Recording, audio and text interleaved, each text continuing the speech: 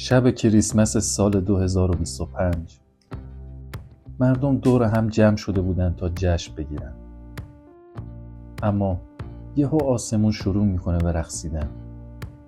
رقص با نورهای سبز و بنفشه درخشان فوق‌العاده زیبا بود. این شفق قطبی بود که در مناطق شمالی آمریکا دیده شد. سوال اینجاست: چرا شفق‌های قطبی دقیقاً در چنین شبی اینقدر زیبا و گسترده ظاهر شد؟ بیایید با همین پدیده شگفت‌انگیز رو کشف کنیم. سلام دوستان، خوش اومدید به کانال خودتون. ما تو این کانال به کاوش پدیده‌های رازآلود و شگفت‌انگیز طبیعت می‌پردازیم. شب 24 و 25 دسامبر سال 2025،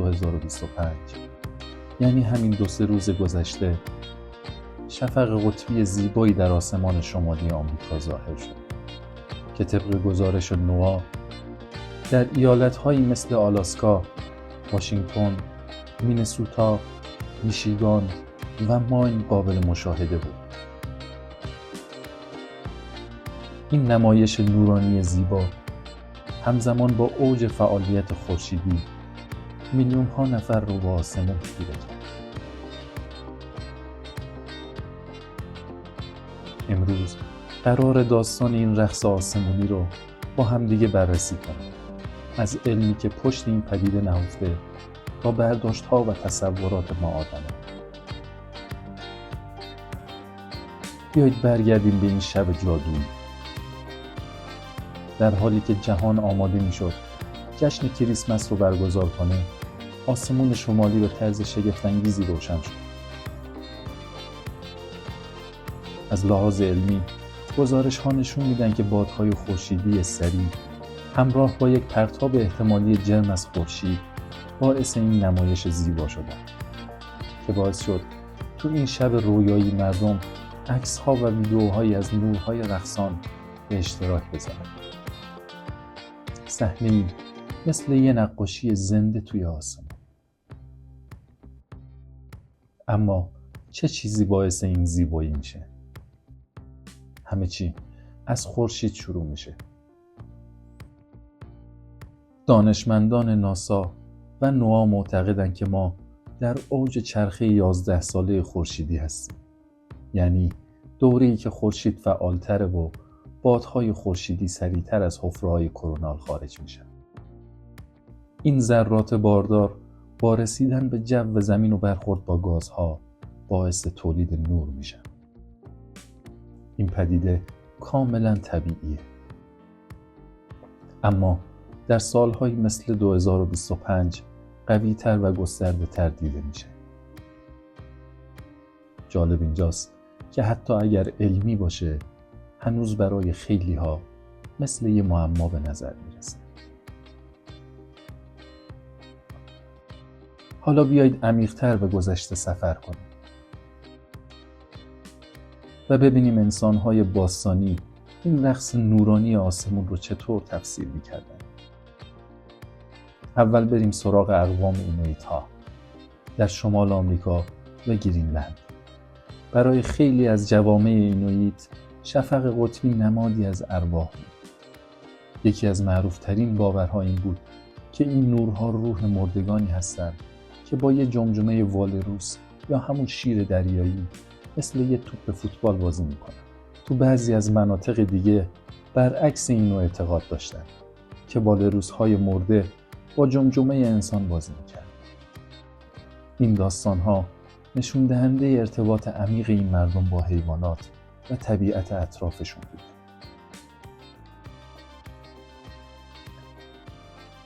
حالا بریم به اسکاندیناوی و وایکینگ ها.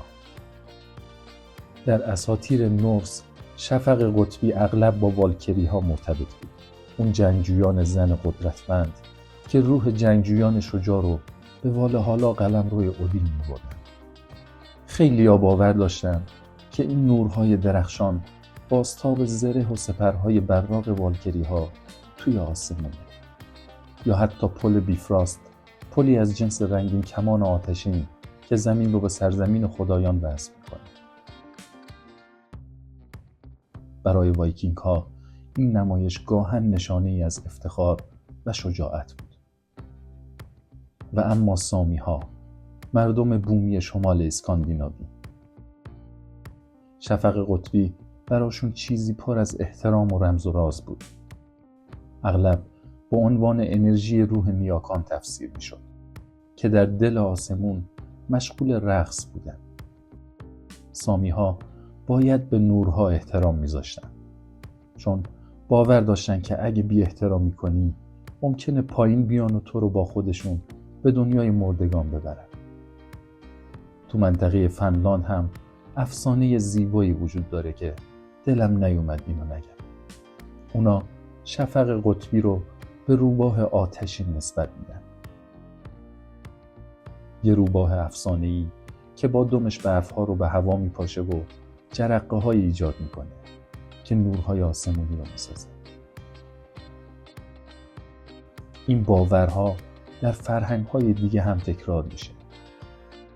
مثلا برخی بومیان آمریکایی نورها رو آتش‌هایی می‌دیدن که قهرمان فرهنگیشون در شمال روشن کرده تا به مردمش بگه که هنوزم مراقبشونه. در نهایت این داستان‌ها نشون میدن که چقدر انسان‌ها همیشه سعی کردن زیبایی و رمزآلودگی طبیعت رو با داستان‌های خودشون توضیح بدن. اما علم امروز به ما میگه که این نورها نتیجه برخورد ذرات خورشیدی با جو زمین. اما این برداشت‌های فرهنگی هنوز هم حس شگفتی رو زنده نگه می‌دارن. شما کدوم یکی از این افسانه‌ها رو بیشتر دوست داشتید؟ حتما تو کامنت ها بگید. اما در حال حاضر توی عصر شبکه‌های اجتماعی این پدیده بحث‌های جالبی ایجاد کرد. برخی کاربران از پروژه‌هایی مثل هارپ یا همون پروژه تحقیقاتی آمریکا برای مطالعه لایه‌های بالای جو زمین یا گزارش‌هایی از مشاهده اشیای ناشناس توی آسمون حرف زدن. اما دانشمندان تاکید می‌کنند که هیچ مدرک علمی معتبری این ایده ها رو پشتیبانی نمی‌کنه و همه چیز به فعالیت طبیعی خورشید برمیگرده. این تضاد بین توضیح علمی و حس شگفتی انسانی دقیقاً چیزیه که پدیده‌هایی مثل شفق قطبی رو اینقدر جذاب می‌کنه. شفق قطبی کریسمس 2025 یکی از زیباترین یادآوری‌های طبیعت بود. پدیده‌ای علمی که هنوز پر از رمز و رازه.